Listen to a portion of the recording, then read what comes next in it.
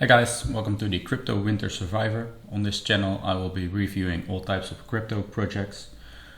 Ones I like, ones I don't like, or as in this case, ones that get suggested to me.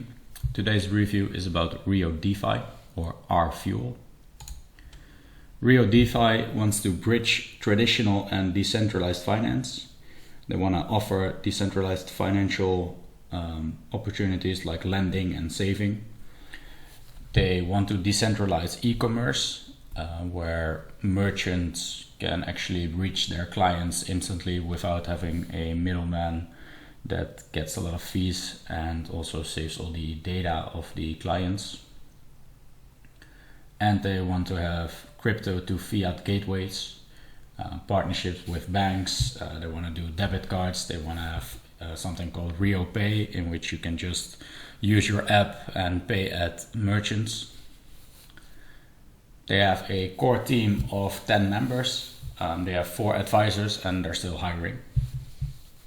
Potential problems, well, I don't really like a crypto project to be working together with banks. I know that there are definitely things that we need in the crypto space where banks are needed, like, you know, we need some big exchanges. We can't just have decentralized exchanges, in my opinion, because basically a bank will probably not support a decentralized exchange. I'm not too sure how that would work in practice. Nowadays, all the decentralized exchanges that we have are just crypto to crypto. So we do need something to get fiat into crypto, basically. However, I'm not sure if this should be a crypto project, because I do find it very hard to see a project be decentralized while at the same time working together with banks. Besides that, I don't find this too groundbreaking. It's like a lot of things we see in the space, basically. A lot of projects want to offer this, and you know, nothing really sticks out in this project to me. I will give it a 6 though. It's, like I said, it's definitely nothing too groundbreaking for me, but at the same time it's something that definitely could work. It's something that there's a lot of space in our crypto world for things and projects like Rio DeFi, but again, it's not something that really sticks out to me like, this sounds amazing. The market, they're challenging the DeFi market, the fiat to crypto gateways and payment systems, and they are trying to bridge DeFi to traditional finance. They're the biggest players in these markets are Crypto.com and Aave. Aave is a DeFi player where you can lend and save cryptos. And Crypto.com is basically an app slash credit card where you can just put your crypto on and you can just use fiat instantly at shops and stuff like that. So there's already a big player in this market, but I mean, Rio DeFi called itself mostly the same as Crypto.com, but then again, there is already a player that is doing this, but there could be more players in this market, and they're going after Crypto.com mostly. So we're looking at a 2 billion market cap for that, and that's something that we should probably keep in mind for potentials for Rio DeFi. Does it need a blockchain? Well, for some of the things that they do, they definitely do need a blockchain. If you want to have decentralized finance and you have decentralized lending and stuff like that, then you definitely need a blockchain for that. However, they want to work together with banks, like I said before, and you don't, I just don't really see them working well together with banks if they are really decentralized. And if they are working together with banks really well, then I don't think they will be decentralized. It's, for me personally, it's kind of the one or the other. And like I said, there's definitely things we need in the space that are not decentralized. Things like Binance, like Kraken, like Coinbase, whatever. It's all big exchanges that link fiat to crypto. And that's something we really need in the space, definitely. But those are far from decentralized, and I don't see Rio DeFi managing to pull this off. I will, however, give them a 7 for the markets that they are challenging. If they could become like Crypto.com, then it's pretty big. The potential is still pretty big. And even though there is competition for it, there could be more that survive in this space, and it's something that at least links together to crypto pretty well. There's also some crypto projects that just target a market that doesn't need a blockchain or crypto at all, so it's definitely not the worst. Competition, their biggest competitors are Crypto.com and Aave, like I said, but then there's many more. I mean, I've seen something like Rio DeFi maybe 100 times, and maybe even more than that. Of course, they're doing something is slightly different than the others, but it's nothing too groundbreaking, like I said, and there's a lot of DeFi players in the space. Biggest differences, well, it is built on Polkadot's parity substrate, which basically is a template for building your own blockchain.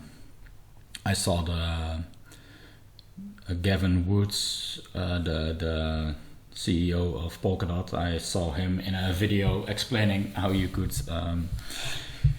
build your own blockchain on this, and it seems really easy, and apparently in about 10 minutes you can have your own blockchain going on. So yeah, it is one of the differences between Rio DeFi and things like Aave and Crypto.com, but I don't know if it's an important difference necessarily. And then they are working together with banks, which is mostly a difference with Aave. It's not that much of a difference with Crypto.com. And again, I'm not sure if it's a positive difference necessarily. Again, like I said before, you should probably pick one of the others, one of the two. Like, you should probably either be a decentralized platform which offers things like DeFi, or you should be working together with banks. I'm not too sure how it will work out if you do both.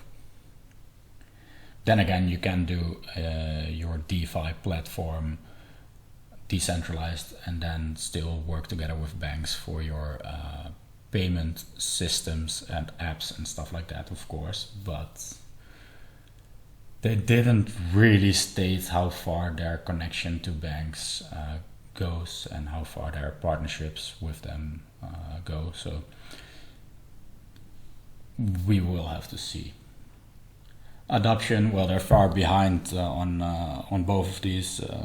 Crypto.com has quite a few happy customers.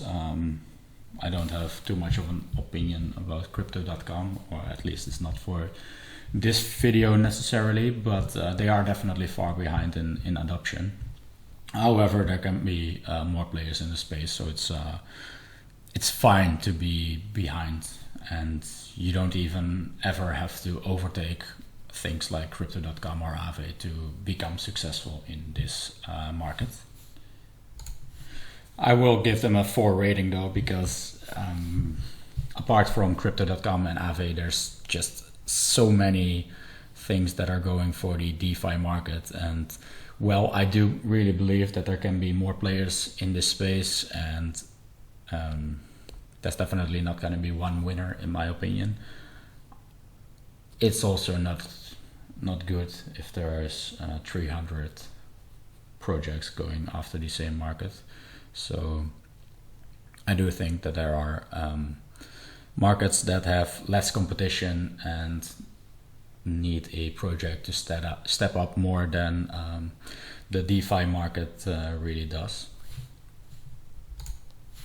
Token economics, well, they have a market cap of 15 million, circulating supply of 200 million, my bad, and a total and max supply of 1 billion, which will get explained in a bit.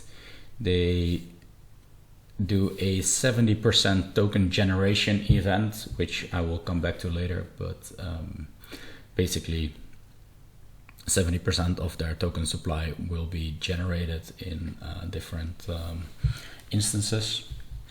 Then they had a 15% private sale, 5% crowd sale, and 10% they hold in reserves. And all of this obviously is kind of a red flag if especially if the market cap is already 15 million, this obviously only counts the 200 million circulating supply. So their actual market cap is 75 million if you would calculate the whole supply, which is a pretty big amount already. It's never good to have it's never good to have so many tokens still having to come into the market. If you would buy Rio DeFi at this price, you know that there's gonna be a lot of inflation if the price doesn't, if there's not a lot more demand for the token, basically. So it's never good. I mean, I would say that it's generally you would want to have over 50% of the tokens already being out there when you step in, unless you were in the private sale or in like the pre-sale or whatever. But if it's already on the exchanges and all that, then generally it's a bad sign if there's only 20% of the tokens out there.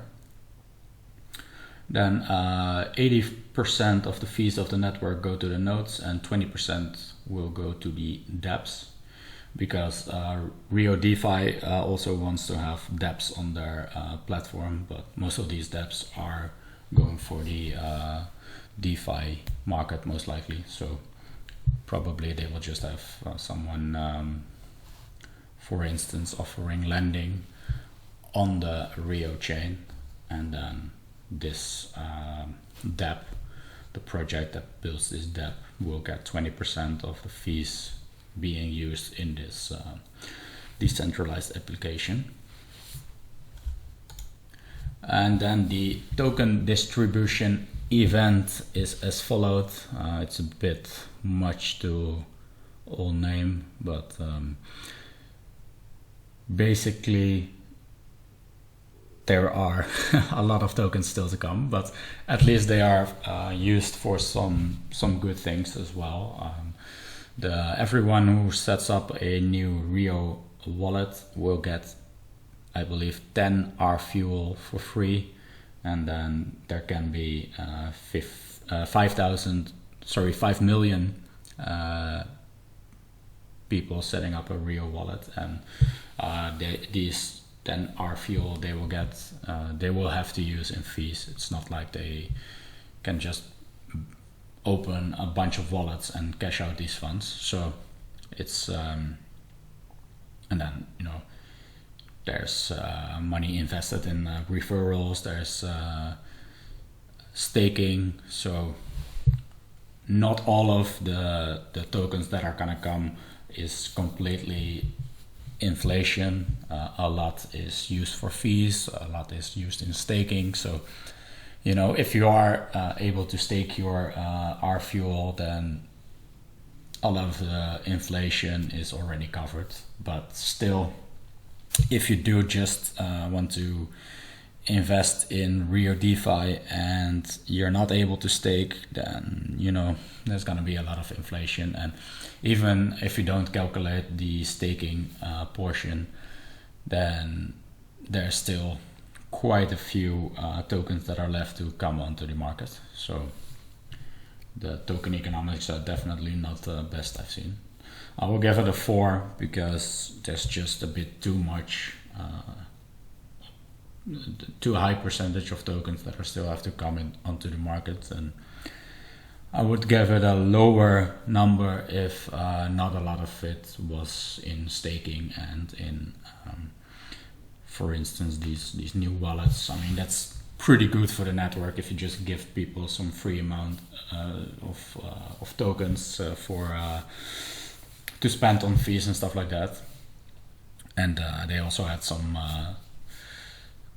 fund to get some decentralized app builders onto their network and stuff like that. So there's more onto it, but it's still a bit too much percentage-wise that still has to come onto the market. So I can't really give it a higher number than this. Token utility, well, basically you use the token to pay fee for transactions and to interact with the dApps, and then you have staking as well, so that's part of the utility. However, staking on its own is not really a utility. There needs to be demand for the token. I mean, if there's no demand for the token, it doesn't really matter that they're staking. You will just get more tokens. But if these tokens are essentially worthless, then staking doesn't really add anything. However, with Rio DeFi, you do need it for the transactions and to interact with the dApps. So token utility is definitely not bad, but it's also nothing too exciting. It's kind of standard. I mean, you build a blockchain and you have to use their token to pay the fees of the blockchain. So yeah, it's kind of, it is what it is. It's kind of standard. I would give it a 6. It's, like I said, it's definitely not bad because there's projects out there that have almost zero utility for the token, but it's also nothing groundbreaking or special. Marketing, their website is riochain.io.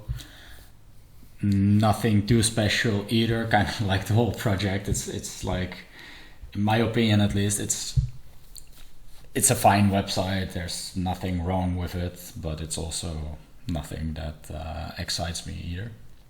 And then they had on their homepage, they had like a 2-minute video or something like that, where they interviewed some of their core team, and those were pretty much 30-second interviews of people just saying in a couple of sentences what they thought about the project and what Rio DeFi was all about. And you could just see that they were using a autocue, or at least reading it from some monitor or whatever.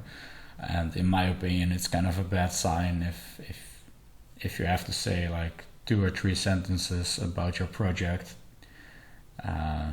if you can't say it from your head or heart or however you want to call it. If you have to read it up, even if it's such a little amount of text, then in my opinion that's not a good sign. So that's something that I found interesting, at least. They have 14,000 followers on their Twitter, 8,000 in their Telegram group. They have a YouTube with 500 subscribers, but they do weekly newsletters there, so at least that's good that they give some updates on the project. They are on BitMEX and KuCoin, among some other exchanges, but basically just not on the biggest ones. They're not on Binance, for example. And on YouTube, there's not really too much coverage on the Rio DeFi project. They have a couple of interviews with their CEO, but nothing too big. I guess they didn't spend a lot on marketing, or basically other crypto investing YouTube channels just didn't really see Rio DeFi that much as a interesting project. For now, at least. I mean, that this could always come later, but I would give them a 5 for marketing because it's, again, nothing special. it's not the worst I've seen, but it's they don't get too much exposure on YouTube, for example, which is, in my opinion, more important than posting your own weekly newsletter. Although I find it good that they do it. I find it good that they do some updates on the project. However, this kind of only makes sense for the people already holding the RFUEL token, and this will not attract new investors, in my opinion. Looking at the price action, well, the project hasn't been onto the market that long, only a couple of months, and the price basically hasn't had any action. It started at 20 cents and it's now about 7 or 8 cents. Again, nothing too exciting there. But I mean, it's a good thing that nothing too much has happened. It's, you know, there's more room to grow than if it went up like 20 times in the last month. But yeah, it could also be that there's not gonna be any interest in the project at all. So it's kind of hard to say too much about this graph. It's not, yeah, there's honestly not too much we can say about it. It's just too soon to make a real good judgment on these stats. Looking at the overview, I gave the project a 6, the market a 7, competition of 4, token economics of 4, because there's just too much of the tokens that are locked away and still have to come onto the market at some point. And I gave the utility of the token a 6 and the marketing a 5, which gives the total a 5.3. Yeah, like I said a couple of times already, it's definitely not the worst project I ever seen. It's not. It doesn't seem scammy to me. It doesn't seem like they're not gonna build their project. It doesn't seem like it doesn't make sense in the crypto space. It all makes sense. It's all fine, and they're probably building the project. They're probably not trying to scam anyone or whatever, but it's also nothing that's really groundbreaking. It's, you know, a 13 in a dozen kind of project for me, and it just didn't really get my interest that much. But then again, it's not the worst I've seen, for sure. But yeah. Check the show notes if you want to get some links to their website and stuff like that. And also like, comment, and subscribe if you have a different opinion on Rio DeFi, or if I missed anything on Rio DeFi. And also if you want a review about the project you like or you dislike, or you're invested in or you want to invest in, or whatever. If you have a suggestion for me to review, then just let me know in the comments and I will consider it. Thanks for watching and see you in the next one.